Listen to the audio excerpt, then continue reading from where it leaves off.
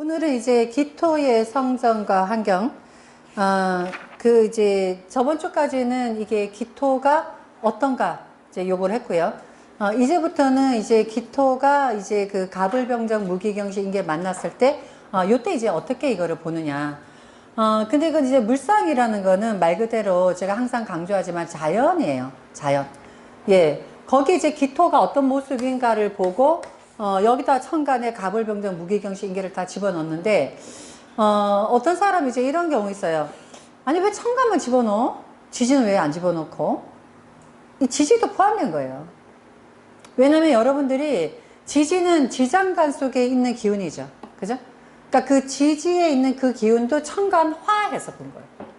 예. 이게 천간만 쭉 써 있으니까, 아니, 무슨 뭐 물상은 천간밖에 없어? 지지는 왜 없어? 물론 지지도 있지만 요거는요, 여기서 이제 그 만약에 간목이라고 하자 그러면은 해중의 간목도 있고 인중의 간목도 있죠. 그죠? 그럼 만약에 해중의 간목이 있고 인중의 간목이 있잖아요. 조건이 다르잖아요. 해중의 간목은 물이 있는 조건이니까. 그러니까 이 해중의 간목을 위로 올리면 간목에다가 임수가 있는 이 모양으로 보는 것이고, 그죠? 인중에 있는 것은 간목에다가 병화를 올린 모습으로 보면 돼요. 그러니까 지지만 이렇게 천간만 쓰여 있으니까 천간만 얘기한 게 아니에요. 예. 그 지지의 모습도 같이 여러분이 연상해서 보셔야 돼요. 예. 그래서 이렇게 이제 기토 같은 경우도 모양을 딱 보면서 그냥 단순하게 천간만 보지 마시고 지지의 모양도 같이 보면서 아, 이런 경우는 이렇구나. 그럼 요 사주에서 만약에 이렇게 되어 있잖아요. 그 기토의 해수가 있고 기토의 인목이 있는 사주 중에서 어느 사주가 더 좋겠어요? 이게 딱 벌써 나타나잖아요. 왜냐면 기토는 습하잖아. 병화가 있는 게 좋잖아. 그럼 기토의 해수가 있는 사주보다 기토의 인목이 있는 사주가 더 좋다고요. 예, 이렇게 응용하는 거예요. 아시겠습니까? 예, 그래서 제가 이렇게 말씀드리는 거를 여러분이 지지도 지장간도 전부 다 활용을 해라. 근데 천간만 대입하는 게 아니라. 예, 그래서 첫 번째, 예, 이제는 천간을 만났을 때 어떤 모습인가. 기토가 간목을 만나면 어떤가. 요거 저번에 한번 설명했을 거예요. 그리고 또 하나는 뭐냐면 여기에서 물상에서는 잔소리가 많아. 한 말도 하고 한 말도 하고 한 말도 해요. 그래서 성정을 한번 쫙 읽잖아요. 그럼 뒤에서 또 보면은 갑이 또 갑을 만나고 또 나와. 그 다음에 또 계절을 보면 또 나와. 응? 그렇기 때문에 요거는 하나만 명확하게 하잖아요. 나머지 있지는 그대로 가요. 그래서 우리가 성정하고 환경까지는 상세하게 나가고 그 다음부터는 이제 앞에서 설명하지 않았던 것이 나오는 거를 설명해 갈 거예요. 예, 그래서 일단 성정과 환경은 이제 천간에 가불병정 무기경신계를 만났을 때 어떤가. 그때의 첫 번째, 자, 기토가 갑을 만났어. 요게 지금 틀린 점을 설명했죠, 제가. 간목이 기토를 만난 거 하고 기토가 갑을 만난 건 다르다. 응? 예, 간목이 기토를 만난 거는 나무가 올라오는 거를 얘가 꺾는 것이고, 그죠? 기토가 간목을 만난 뭐예요? 기토 하는 일이 나무 키우는 거야. 예, 보람된 거죠. 예, 기토 하는 일이 나무 키우는 거야. 예. 그러니까 간목이 기토를 만나면 이 간목이 하는 일은, 예? 뭐예요? 간목이 하는 일은 번성하는 거예요. 간목의 일간에서 볼 때는 이 간목이 어떤 나무냐, 이 나무가 잘 자랐느냐, 이 나무가 어떻게 뭐 쓰임새가 있느냐, 이런 것을 보는 것은 간목의 입장에서 보니까 간목은 기토가 오히려 나가 지금 바깥으로 뻗어 나가려고 하는 거를 기토가 묶어버린 역할을 해요. 그래서 간목은 기토가 귀찮을 수가 있어요. 물론 간목이 기토에 뿌리 내리기는 하지만, 그런데 기토 입장에서 거꾸로 되짚어서 보면 기토 하는 일이 간목이야. 근데 간목이 나한테 합을 했어요. 그럼 내가 할 일이 생긴 거죠. 그죠? 그래서 기토가 간목이 있으면 오히려 이 땅에 이렇게 나무를 쫙 심은 형국이 되기 때문에 이때 넓은 그러한 농작을 이 경작한다. 이제 이렇게 볼 수가 있어서 귀하고 부귀한 운명이다. 왜냐면 이 간목은 어떤 나무라 했죠? 우리가 연상할 때 이 간목은요 쭉쭉 뻗은 나무로 연상하세요. 응? 쭉쭉 뻗었으니까 뭐야? 나무가 크겠지. 크면 뭐야? 할 일도 많겠지. 그 크면 뭐야? 또 수확도 많겠죠. 그죠? 또 하나는 뭐냐면 양이라는 것 자체가 많다는 뜻이에요. 음이라는 것 자체가 적다는 뜻이고, 양이 크다는 것이고, 음은 적다는 것이고, 예.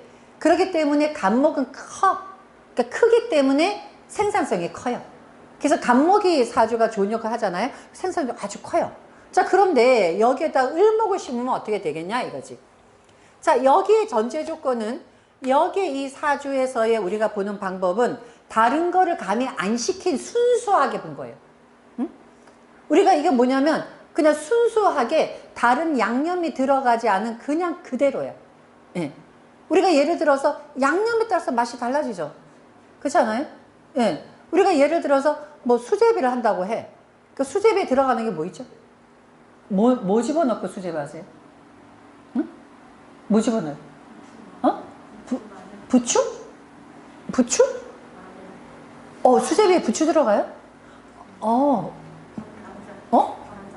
감자 또. 뭐 호박도 들어갈 수가 있고, 그죠? 보세요. 수제비란 재료는 하나죠. 근데 부추 넣는 사람 있고, 감자 넣는 사람 있고, 양배추는 아니지. 양파 넣는 사람 있고, 그죠? 호박. 맛이 다르죠. 그죠? 그 얘기는 뭐냐면, 지금 이 기토가 갑을 만났을 때는 그냥 이것은 뭐냐? 수제비야. 여기 다른 재료. 지지의 재료, 천간에 다른 재료가 섞이면 감자 넣은 수제비, 호박 넣은 수제비, 다른 거 넣은 수제비가 돼요. 이해가 되세요? 그러니까 여러분들은 여기에 기토의 갑이다 딱 하면 요것만 이렇다고 공부하시면 절대 안 돼요. 여기 조건이 다른 조건이 들어오잖아요. 그러면 사주가 완전히 달라질 수도 있어요. 이 얘기는 뭐냐면 기토가 갑을 만나면 이 사람 부유한 사람이래. 그게 무조건? 응? 기토에 갑이 있으면 무조건? 아니에요. 만약에 기토에 여기서 갑이 있는데요. 여기서 병화가 이렇게 있어. 그럼 느낌이 어때요? 나무가 쭉쭉쭉쭉 자란 느낌이죠. 부유해. 그죠? 자, 근데 기토에 갑이 있어. 근데 경금이 있어. 어떻게 돼요? 나무가 잘라진 나무잖아. 그죠? 토양에 나무 심어놨는데 이 나무를 잘라뜨려 버렸어. 못 키우죠? 예. 또 만약에 자 기토가 있는데 간목이 있고 을목이 있어. 그럼 이게 어떤 모습이에요? 어떤 모습? 나무가 큰 나무도 있고 작은 나무도 있으니까 큰 부자, 작은 부자, 왕창 부자야? 예, 간목이 나무가 이 간목이 상품은 쫙쫙 자라야지 상품이라고. 간목의 역할은 쫙쫙 뻗어야 상품이야. 근데 여기 을은 뭐예요? 간목에서 장가지가 많이 난 거잖아. 그죠? 그러니까 볼품없는 나무다 이 말이야. 예? 그렇기 때문에 여러분이 여기서는 하나하나를 얘기를 해요. 그러니까 하나하나 얘기한 거 이게 하나가 다다라고 보시면 안 된다 이 말이에요. 세상에서 가장 위험한 사람이 누군지 아세요? 응? 가장 위험한 사람. 너무 막연하지. 위험한 건 많으니까 너무 막연하지. 그죠? 사고방식이 가장 위험한 사람은 책을 딱 한 권만 읽은 사람. 응? 책을 아예 안 읽은 사람이 아니라 책을 많이 읽은 사람이 아니라 딱 한 권만 읽은 사람. 왜? 그 한 권이 최고인 줄 아니까. 그죠? 이론이 뭐예요?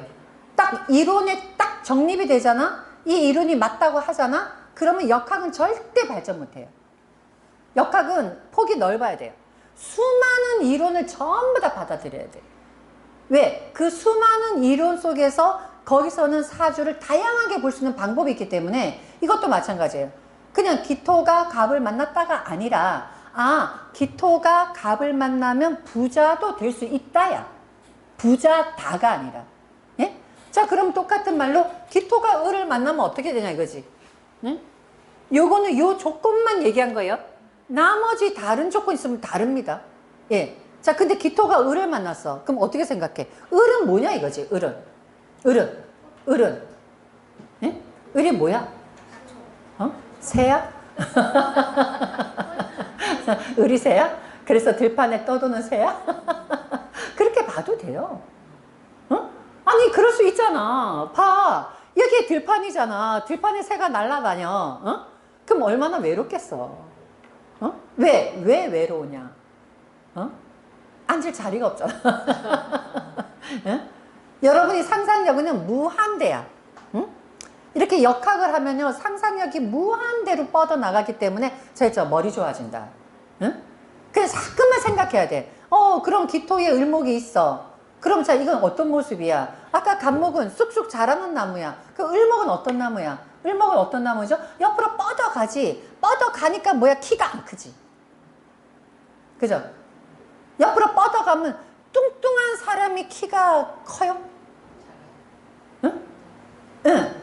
이게요, 뚱뚱한 사람은 대체적으로 키가 많이 안 커요. 키가 이렇게 농구 선수배 쭉 큰 사람. 대부분 뭐예요?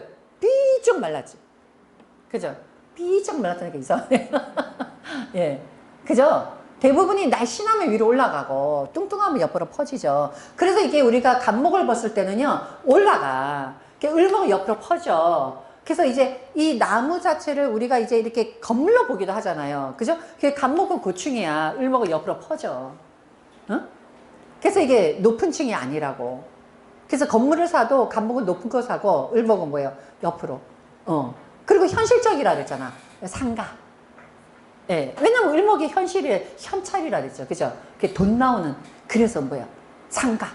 생각매도 기뻐. 자, 그러면 여기서 한번 또 그대로 보죠. 그럼 이게 을목은 꽃이라 이 말이야. 그죠? 꽃인데 어디 심은 꽃이냐? 이게 들판이잖아. 들판에 심은 꽃이라고. 예. 그럼 첫 번째 조건. 자, 들판에 꽃을 심었으니 이 꽃이 어떤 꽃이냐 이거지. 들판에 꽃을 심었어. 응? 응? 어떤 꽃? 그렇죠. 흔하게 보는 애야. 응? 평범한 꽃이야. 왜? 들판이니까.